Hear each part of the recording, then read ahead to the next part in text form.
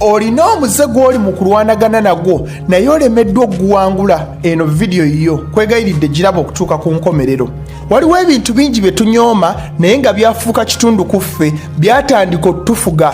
Bayibuli etugamba Bakolinso ekisooka essula ey'omukaaga onnyolo 12, byonna birungi gye ndi naye byonna tebinsaanira. Byonna birungi gye ndi naye nze sigenda fugibwa kintu kyonna kyonna. Tolina kufuuka muddu wa kintu kyonna. Kuyinza obbeera okwebakaabaka, okulya chewing gum, okwegaayagaaya, masturbation, okwekuba enjaga, fuuwa sigala, oba simu yo, oba WhatsApp, oba kwogera na boyfriend wo. Kasita obeera ng'ekintu ekyo omala kikola n'olyoka ofuna eddembe oba n'olyoka weebaka, ogwo gwafuuka muze. Baluumi essula esooka onnyolo sooka Pawulo yeeyita muddu wa Kristo. Peetero ekyokubiri essula esooka onnyolo sooka Peetero yeeyita muddu wa Kristo. Yuda essula esooka onnyolo sooka ne Yuda yeeyita muddu wa Kristo. Ne Bakolinso ekisooka essula ey'omusanvu onnyolo 22 lutugamba twali baddu eri ekibi naye bwe twakkiriza Yesu Kristo ne tufuuka baddu ba Yesu. Yesu ayagala obeere ng'osobola okubeerawo wiiki nnamba, omwezi mulamba nga tokutte ku ssimu yo naye ng'owulira eddembe, naye ng'olunaku bwe luziba nga toyogeddeeko na Yesu emirembe gikubula. Kyekyo kyayagala. Kansooke nkuwe ebirimbo bisatu Sitaani byayagala okkirize. Yokaana essula ey'omunaana olunnyiriro lwa 4 ye kitaawe w'abalimba okuviira ddala mu ntandikwa, era tewali mazima gonna gali mu ye. Kati azze ng'akulimba n'ebirimbo bino. Ekirimbo ekisooka wasikira kisikire nga kivudde wala okuviira ddala mbuto tosobola kuwona.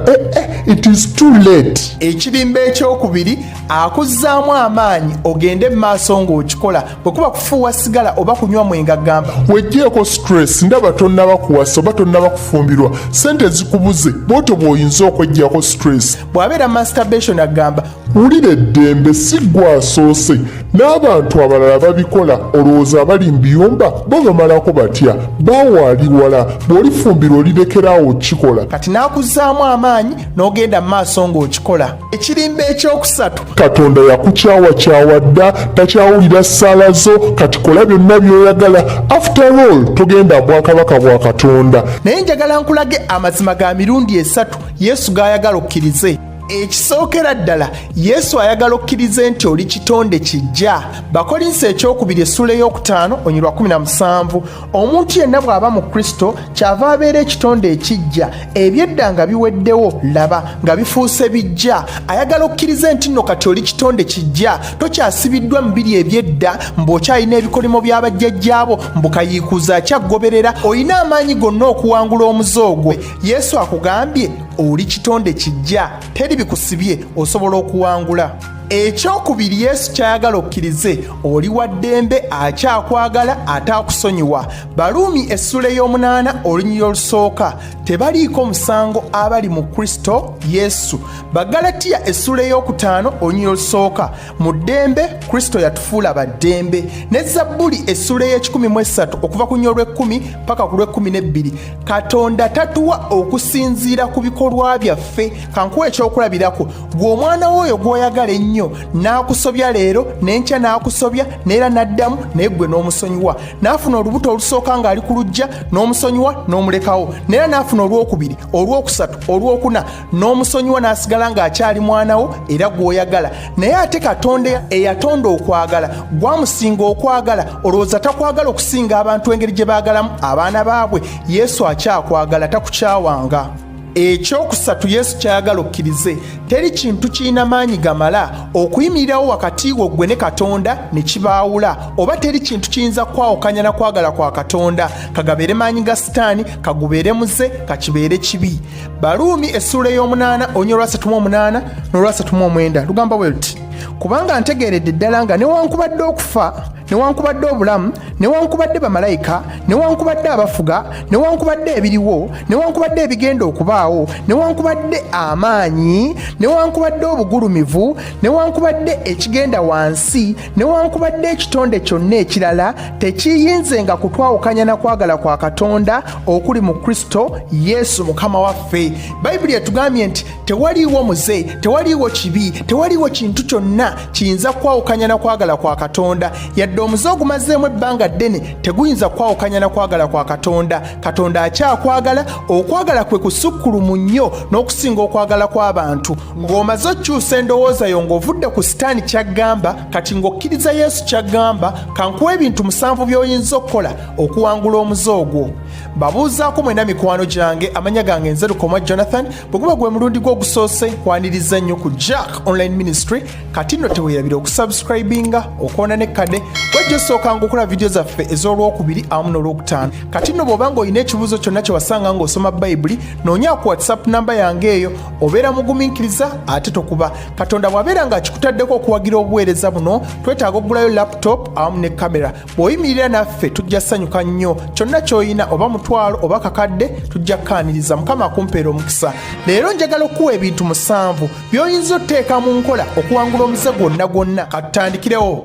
Welcome back to Jack Online. Ky'oba otandikirako ekisooka, twala eddaala ery'okukkiriza nti Katonda w'amaanyi era asobola okufuula ow'eddembe. Yokaana essuula ey'omunaana onnyo lwa 36, omwana bw'ali bafuula ab'eddembe muliba baddembe ddala. Omwana asobola okufuula ow'eddembe. Tofaayo bbanga kiri omaze ng'okola omuze ogwo, tofaayo bbanga kiri omaze ng'osaba nga Katonda alinga ataddamu. Katonda w'amaanyi. Tewaliwo olusozi lw'amaanyi mu maaso ga Katonda, tewaliwo nnyanja nnene Katonda gy'atasobola kusomosa. Kati beera n'okukkiriza nti omwana asobola okufuula ow'eddembe. Ekyokubiri, tegeera nti waliwo obuzibu. Kasita otegeera nti oli mulwadde, onoonya omusawo. Kasita otegeera nti waliwo obuzibu, onoonya solution. Va mu comfort zone. Engero essuula ya 28 onyirwa 13.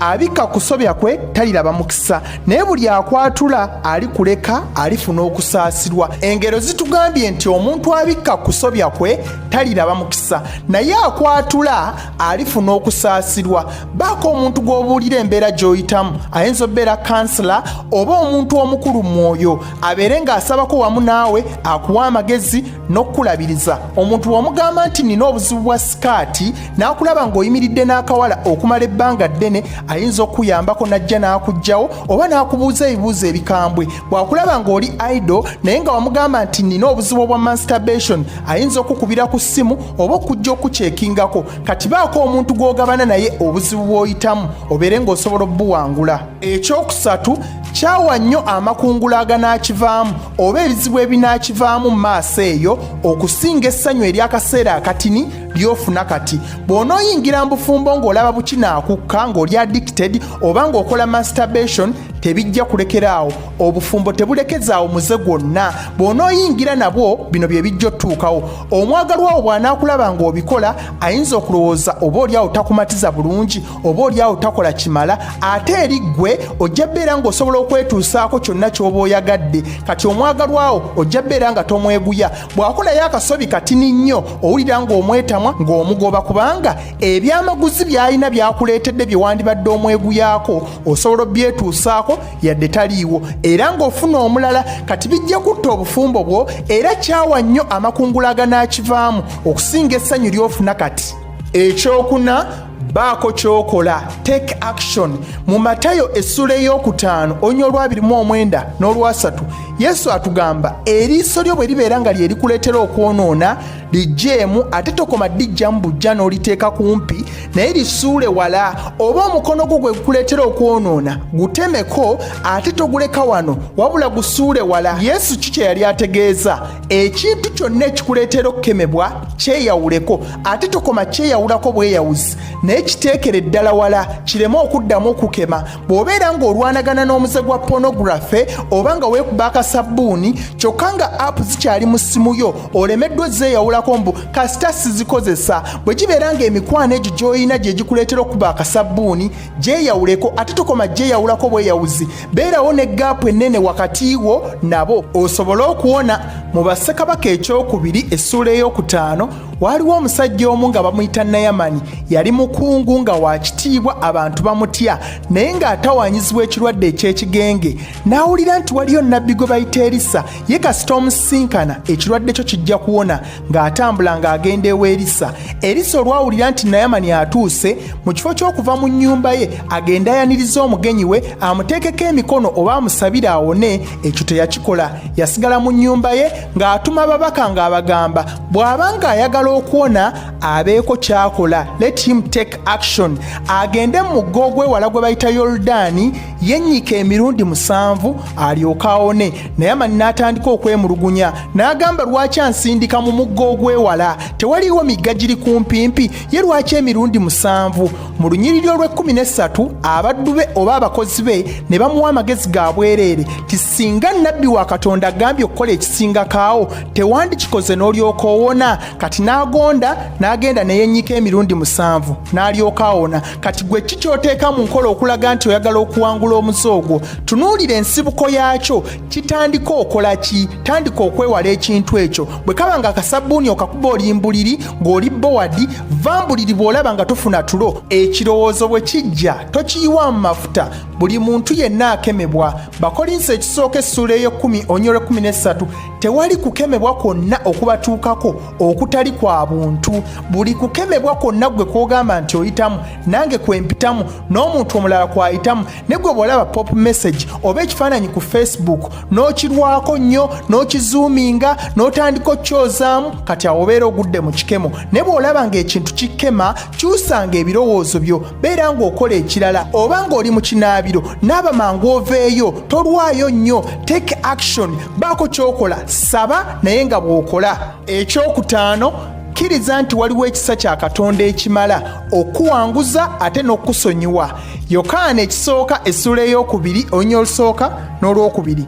Baana bange abato mbawandiikidde ebyo mulemenga okukola ekibi, era omuntu yenna bw'akola ekibi tulina omuwolereza Kitaffe Yesu Kristo omutukuvu, n'oyo gwe mutango ogw'ebibi byaffe, so si bibi byaffe ffekka era naye n'olw'ensi zonna. Yesu gwe mutango ogw'ebibi byaffe. Mwetegefu okuwanguza ate n'okusonyiwa. Ekyomukaaga, togenda kuwona mulundi gumu, mbu kati koolabye vidiyo eno togenda kiddamu, oyinza okiddamu. Nebeera ng'osanyuka buli ddala lyonna ly'obeera otuuseeko. Bw'obeera ng'obadde okikola buli lunaku oba buli kawungeezi ne ku makya, kati oyisizzaawo ennaku 3 oba oyisizzaawo omwezi, weebaze Katonda, sanyuka, lya enkoko yo, kati lubirira eddaala erisingakaawo. Neera bw'otuuka ku eryo eddaala, lubirira eddaala ate erisinga ku eryo, todda mabega, bw'otyo bw'ojja okuwona. Ekyomusanvu ate era kye kisembayo singa obukulu, yadde olabanga asabidde ebbanga eddene ng'olabanga Katonda atakuwulira, Katonda akuwulira. Essalayo agiterese mu kasuwa ke, luliba lumu n'akuddamu. Yadde biri byonna tubyogedde, kulembezanga ssaala. Don't give up on prayer. Kati nno teweerabira n'okukwata mu ka description box wansi awo kafaanana bwe kati. Bw'okakwatako kagenda kwebikula, wansi ntaddewo link. Bw'okwata ku linki eyo ogenda kulaba vidiyo ddala kibi okuba akasabbuuni, kiyinza okutwala mu yeena. Beera ng'olaba vidiyo eyo ate era nteekera wansi mu comment section gw'olowooza omuntu kikyayinza otteeka mu nkola okuwangula omuze gwonna gw'omanyi. Eri gwe alwanyisa omuze gwonna, nyongera okuzzaamu amaanyi, it's never too late. Obudde tebunnayitako. Bw'oba nga weetaaga kansala, noonya ku WhatsApp namba yange eyo, nja kuba nga nkukonectinga ku bakansalazi abo naye baakusasulira. Nyongera okujjukiza mukwano, twetaaga okutumbula ku mutindo gwaffe ogwa jack, twetaagayo kamera awamu ne laptop. Kyonna ky'olina tujja kyaniriza. Beera ng'okozesa Airtel Money yaffe ennamba yeeyo, nja kuba musanyufu nnyo. Mwebale nnyo okubeera nga mulaba vidiyo zange. Amanya gange Nzerukoma Jonathan. Teweerabira okusubscribinga, okukoona kadaako, okusharinga, okulikinga, okukomentinga. Mbaagala nnyo. Yesu ly'ekkubo n'amazima n'obulamu. Tuddemu ku lunaku olw'okubiri n'olwokutaano. Mbaagala nnyo, bye. Don't forget to subscribe to Jack Online Ministry.